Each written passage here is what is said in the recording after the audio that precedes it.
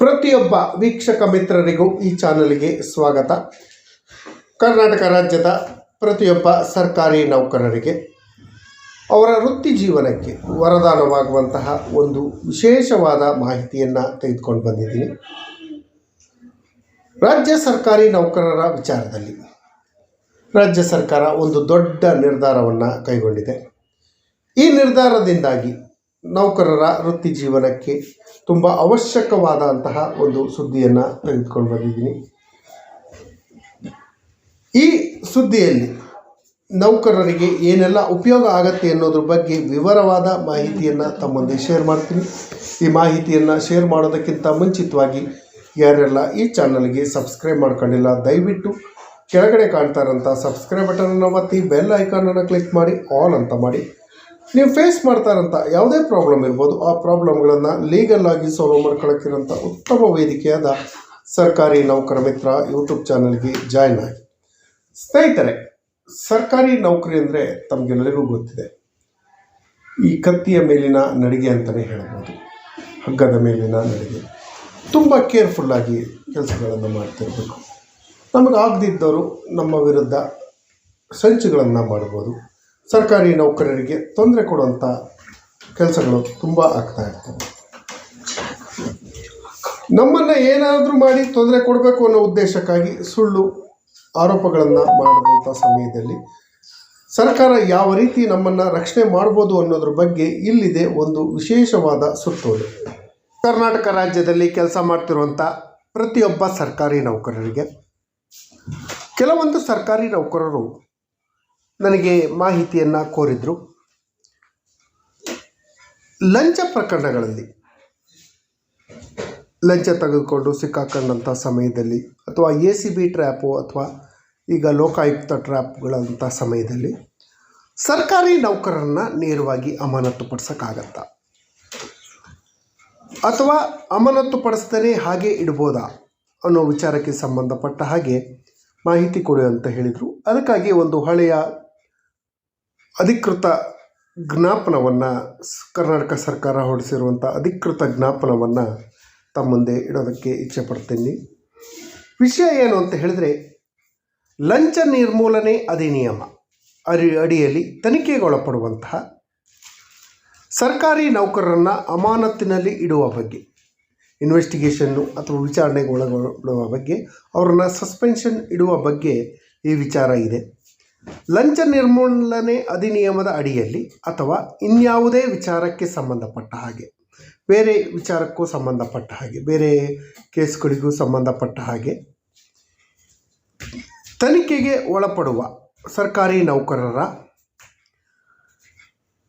ಪೂರ್ಣ ತನಿಖೆಯನ್ನು ಕಾದಿರಿಸಿ ಅಮಾನತಿನಲ್ಲಿ ಇಡುವಂತೆ, ಹೀಗೆ ಅವ್ರ ಮೇಲೆ ಇಂಥ ಆರೋಪಗಳು ಬಂದಿದೆ, ಇಂಥ ಆರೋಪಕ್ಕೆ ಸಂಬಂಧಪಟ್ಟ ಹಾಗೆ ಅವರನ್ನು ತನಿಖೆ ಇರೋದ್ರಿಂದ ಅವರನ್ನು ಅಮಾನತುಪಡಿಸಬೇಕು ಅಂತ ಹೇಳಿ ಲೋಕಾಯುಕ್ತ ಇನ್ಸ್ಪೆಕ್ಟರ್ ಜನರಲ್ ಅಂದರೆ ಲೋಕಾಯುಕ್ತ IGP ಅವರಿಂದ ಬರುವಂತಹ ಶಿಫಾರಸುಗಳನ್ನು, ರೆಕಮೆಂಡೇಷನ್ಗಳನ್ನು ಸಮಕ್ಷಮ ಪ್ರಾಧಿಕಾರ ಅಂದರೆ ನೇಮಕಾತಿ ಪ್ರಾಧಿಕಾರ, ಶಿಸ್ತು ಪ್ರಾಧಿಕಾರ ಎರಡೂ ಒಂದೇ ಆಗ್ತಾರೆ. ಪ್ರಾಧಿಕಾರವು ಈ ವಿಷಯಕ್ಕೆ ಸಂಬಂಧಪಟ್ಟ ಹಾಗೆ ಸರ್ಕಾರವು ಆಗಿಂದಾಗೆ ಸರ್ಕಾರ ಯಾವಾಗ ಆದೇಶಗಳನ್ನು, ಸೂಚನೆಗಳನ್ನು ಹೊರಡಿಸುತ್ತೆ. ಅದರ ಅಡಿಯಲ್ಲಿ ಆದ್ಯತೆಯ ಮೇರೆಗೆ ಪರಿಶೀಲಿಸಿ ಅಂತಹ ಸರ್ಕಾರಿ ನೌಕರರನ್ನು ಸಸ್ಪೆನ್ಷನ್ ಮಾಡಬಹುದಾ ಅಥವಾ ಬೇಡವೇ ಎಂಬ ಬಗ್ಗೆ ಶಿಫಾರಸನ್ನು ಸ್ವೀಕರಿಸಿ, ಅಂದರೆ IGP ಲೋಕಾಯುಕ್ತದಿಂದ ಬಂದಂಥ ರೆಕಮೆಂಡೇಷನನ್ನು ಸ್ವೀಕರಿಸಿದ 2 ವಾರದ ಒಳಗಾಗಿ ನಿರ್ಧರಿಸಿ ಅಮಾನತುಪಡಿಸುವುದು ಸೂಕ್ತ ಅಂತ ಹೇಳಿ ಕಂಡುಬಂದರೆ ಅವರನ್ನು ಸೂಕ್ತ ಆದೇಶದ ಮೂಲಕ ಅಮಾನತನ್ನು ಪಡಿಸಬೇಕು ಅಥವಾ ಹಾಗೆ ಬಿಡೋಕ್ಕೆ ಕೂಡ ಪ್ರಾವಿಷನ್ ಇದೆ. ಸರ್ಕಾರದ ಕಾರ್ಯದರ್ಶಿಗಳು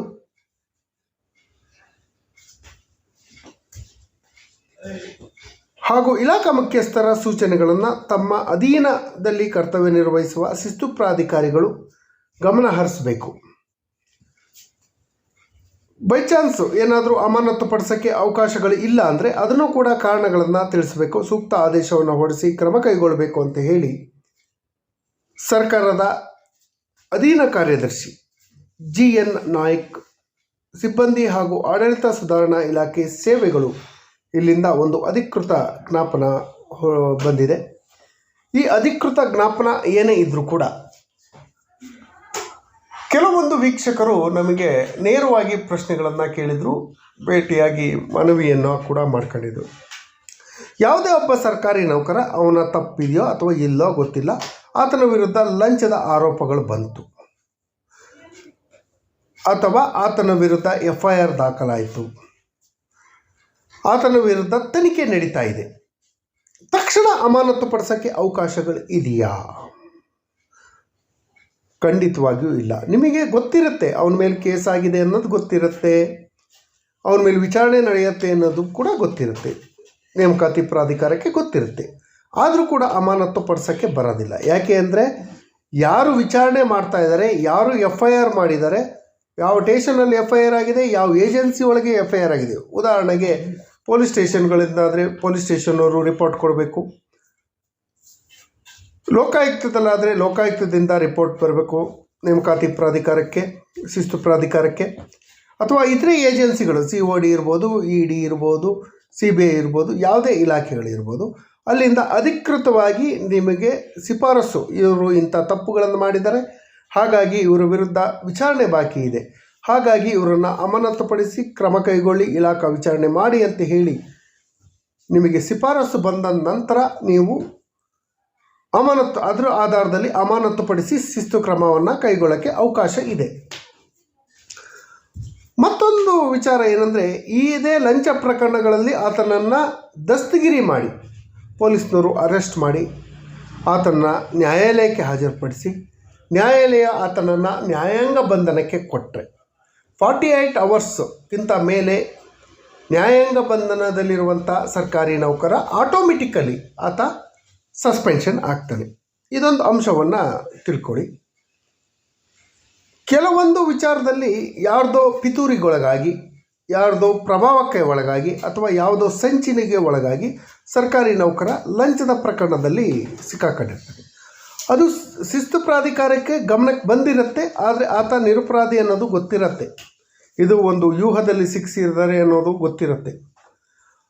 ಅಂಥ ಸಮಯದಲ್ಲಿ ಲೋಕಾಯುಕ್ತದಿಂದ ಬಂದಂತಹ ಶಿಫಾರಸುಗಳನ್ನು ಅವನನ್ನು ಅಮಾನತಿನಲ್ಲಿ ಇಡ್ಬೋದೋ ಅಥವಾ ಹಾಗೆ ವಿಚಾರಣೆ ಮಾಡ್ಬೋದಾ ಅಥವಾ ಅಮಾನತು ಪಡಿಸಿ ವಿಚಾರಣೆ ಮಾಡ್ಬೋದೋ ಅನ್ನೋದ್ರ ಬಗ್ಗೆ ನಿರ್ಧಾರ ತೆಗೆದುಕೊಳ್ಳುವಂಥ ಅಧಿಕಾರ ಶಿಸ್ತು ಪ್ರಾಧಿಕಾರಕ್ಕೆ ಇದೆ. ಶಿಸ್ತು ಪ್ರಾಧಿಕಾರ, ನೇಮಕಾತಿ ಪ್ರಾಧಿಕಾರ ಎರಡೂ ಒಂದೇ ಇರುತ್ತೆ. ಇವನನ್ನು ಅಮಾನತು ಪಡಿಸಿ ಅಂತ ಹೇಳ್ಬಿಟ್ಟು ಆದೇಶ ಮಾಡೋಕ್ಕೆ ಅಧಿಕಾರ ಇಲ್ಲ. ಪೂರ್ಣ ಅಧಿಕಾರ ಇರೋದು ಶಿಸ್ತು ಪ್ರಾಧಿಕಾರ, ನೇಮಕಾತಿ ಪ್ರಾಧಿಕಾರಕ್ಕೆ. ಹಾಗಾಗಿ ಈ ಆದೇಶ ಸರ್ಕಾರಿ ನೌಕರರಿಗೆ ಉಪಯೋಗ ಆಗತ್ತೆ. ತಮ್ಮ ವೃತ್ತಿ ಜೀವನದಲ್ಲಿ ಯಾವುದಾದ್ರೂ ಸಮಸ್ಯೆ ಬರಬಾರ್ದು ಅಂತ ನಾನು ಹೇಳ್ತೀನಿ. ಬೈ ಚಾನ್ಸ್ ಯಾರಿಗಾದರೂ ಸಮಸ್ಯೆಗಳು ಬಂದಿದ್ದೇ ಆದರೆ ಅಂಥ ಸಮಯದಲ್ಲಿ ಈ ಆದೇಶವನ್ನು ಇಟ್ಕೊಂಡು ನೀವು ನೇಮಕಾತಿ ಪ್ರಾಧಿಕಾರ ಅಥವಾ ಶಿಸ್ತು ಪ್ರಾಧಿಕಾರಕ್ಕೆ ಭೇಟಿ ಮಾಡಿ, ಸ್ವಾಮಿ ನಾವು ಹಿಂಗೆ ಏನು ತಪ್ಪು ಮಾಡಿಲ್ಲ, ನಮ್ಮ ಮೇಲೆ ವಿನಾಕಾರಣದ ಆರೋಪ ಬರ್ತಾ ಇದೆ, ಹಾಗಾಗಿ ನನ್ನನ್ನು ಅಮಾನತುಪಡಿಸಿ ನನಗೆ ತೊಂದರೆ ಕೊಡಬೇಕು ಅನ್ನೋ ಉದ್ದೇಶಕ್ಕಾಗಿ ಈ ರೀತಿ ಆಗಿದೆ ಅಂತ ಹೇಳಿ ನಿಮ್ಮಲ್ಲಿರುವಂಥ ಸಾಕ್ಷಿ ಆಧಾರ ದಾಖಲಾತಿಗಳನ್ನು ಶಿಸ್ತು ಪ್ರಾಧಿಕಾರಕ್ಕೆ ಮನವರಿಕೆ ಮಾಡಿಕೊಟ್ರೆ ಶಿಸ್ತು ಪ್ರಾಧಿಕಾರ ಅವರನ್ನು ಅಮಾನತುಪಡಿಸಿದೆ ವಿಚಾರಣೆ ಮಾಡೋಕ್ಕೆ ಅವಕಾಶಗಳು ಇದೆ. ಹಾಗಾಗಿ ಈ ಜ್ಞಾಪನ, ಹಳೆ ಜ್ಞಾಪನ ನಿಮಗೆಲ್ಲರಿಗೂ ಉಪಯೋಗ ಆಗತ್ತೆ ಅಂತ ಹೇಳ್ತಾ ಈ ಮಾಹಿತಿ ನೋಡಿದ್ದಕ್ಕೆ ಧನ್ಯವಾದಗಳು. ಇದೇ ಮಾಹಿತಿಯನ್ನು ಪ್ರತಿಯೊಬ್ಬ ಸರ್ಕಾರಿ ನೌಕರರಿಗೂ ಶೇರ್ ಮಾಡಿ ಅಂತ ಹೇಳ್ತಾ